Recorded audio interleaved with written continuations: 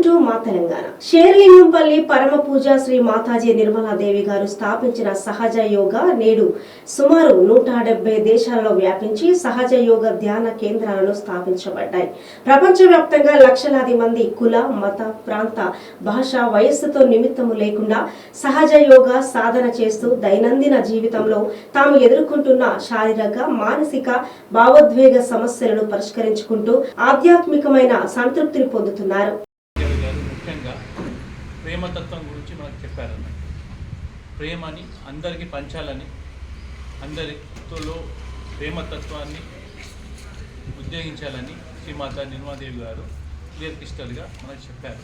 ఇప్పుడున్న సిచ్యువేషన్ ఎలా ఉందంటే టోటల్లీ హెట్రేట్ ఉంది, కోపం, ఒకళ్ళ మీద ఒకళ్ళ ప్రేమ లేననేది అని సిచ్యువేషన్ ఉంది. దాన్ని ఇది చేసుకోవడానికి, ప్రేమతత్వాన్నే ఇంప్రూవ్ చేసుకోవడానికి అందరూ ప్రేమగా ఉండాలి, అందరూ